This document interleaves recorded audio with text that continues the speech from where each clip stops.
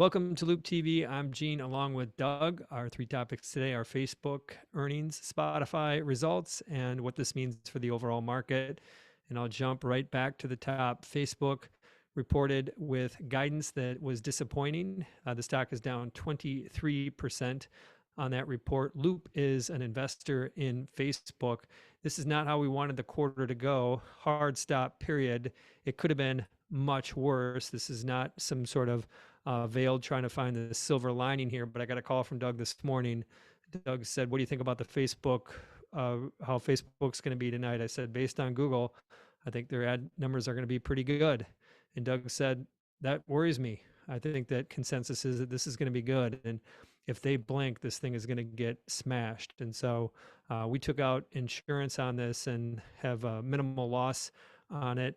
Doesn't change the fact it was a loss. It's not how we wanted the position to go, but I want to go back, Doug, rewind the clock about 8 hours ago. What were you thinking when you made that call to me? It's basically just reading what the market's been telling us. And if you think about who's reported so far and sort of what has happened, we've had Apple, Microsoft, and Google have reported kind of great results, and the stocks were up, modestly. I'd say Google, I think, was up 8% today. Apple and Microsoft are both up, mid, low single digits. And anybody who's missed, we had PayPal, we had Netflix, obviously the two big ones, were both down over 20%.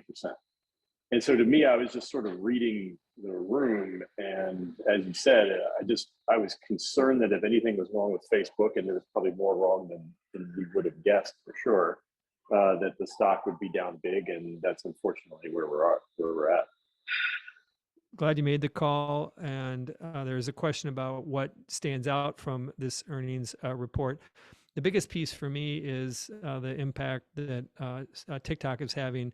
Zuckerberg's messaging around it. He's been more clear about that, taking engagement away. Of course, that means that Facebook is going to be pushing on their Reels stories. That is a competitor to TikTok, and they're going to try to transfer some of the engagement from stories over to the TikTok competitor.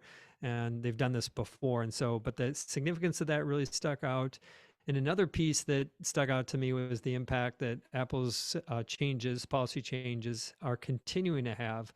I had thought that after last quarter, they had kind of flushed through the initial impact. And I think Sheryl Sandberg said that those changes, along with some regulatory changes, can have a headwind for all of 2022 as Facebook continues to add to their tools to help advertisers better navigate these changes.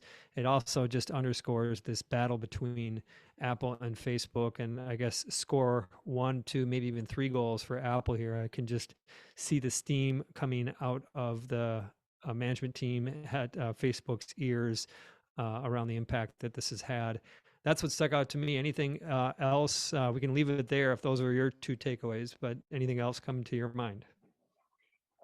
I would only add that if we look at Netflix and Facebook, just sort of objectively, you have 2 businesses that are attention-based businesses.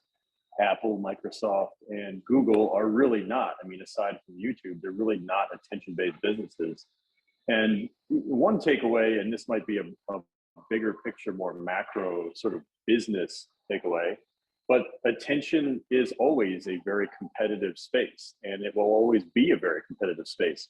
You mentioned Spotify at the top too. I mean, that's another one that had relatively disappointing earnings. It's another attention business. I think being in the attention business is a hard business. It can be a very lucrative business, as we've seen with Facebook, if you can do it really well.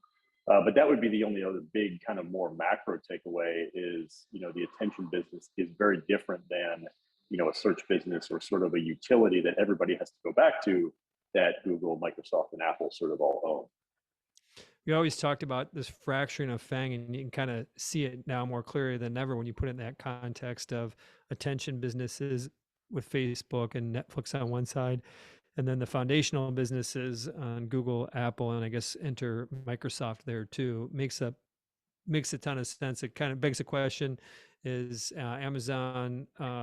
Where does Amazon fit into that? We'll hear more about that tomorrow.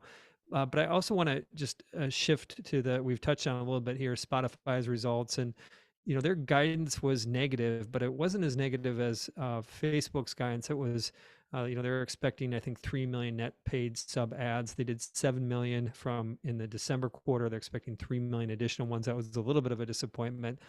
But this concept of just getting taken out to the woodshed if you blink.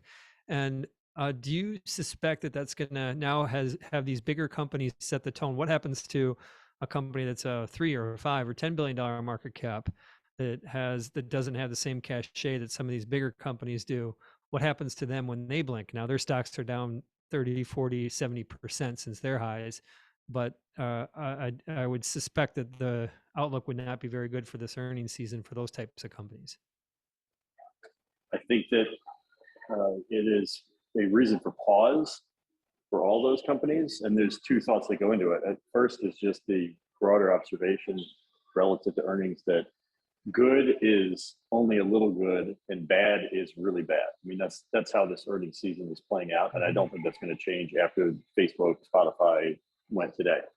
And it won't change after Amazon either, by the way, whatever happens there.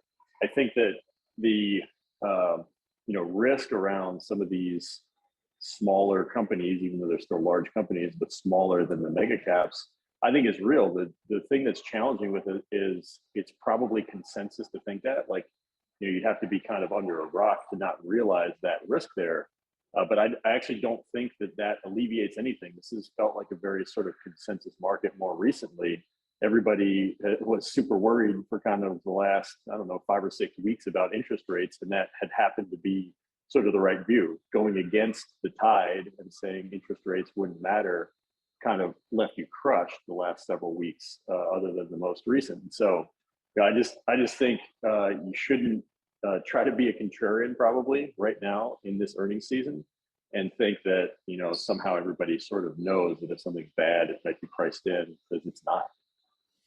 Hard thing for us to do at Loop. We love contrarian views. Easy thing for us to do is to get on and think about where this is all going. On behalf of Doug, Gene, and Loop TV, bye for now.